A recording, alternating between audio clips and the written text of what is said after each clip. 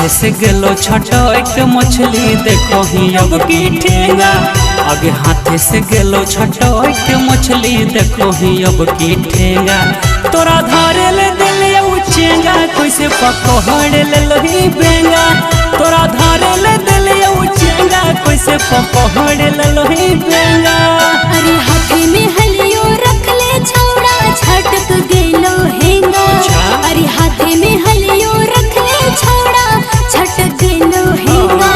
हम धरल खोजलियो चेंगा पकड़ाई गेलो बेंगा।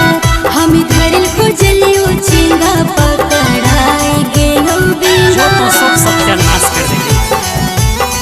तोरा धरे ले दिले चेंगा चेंगा पकड़ ले लोही बेंगा। हम धरल खोजलियो चलियो चलियो। तोरा धरे ले दिले चेंगा कैसे पकड़ ले लोही बेंगा। तनिको नहीं दिल को भगवानो बुद्धि गे। अरे धरल खोजलियो झोला में छोड़ा गेलो कूदी रे। आगे तोर ध्यान कहाँ हलो साफ साफ बोल। तनिको नहीं दिल को भगवानो बुद्धि गे। अरे धरल खोजलियो झोला में छोड़ा गेलो कूदी रे। आगे बढ़ो हमरा खीस लागो मारियो फेंकी के घेंगा। आगे बढ़ो हमरा खीस लागो मारियो फेंकी के घेंगा। तोरा धरे ले दिलियो चेंगा कैसे पकड़ ले लोही बेंगा। अरे धरल खोजलियो चेंगा पकड़ाई गेलो बेंगा। तोरा धरे ले दिलियो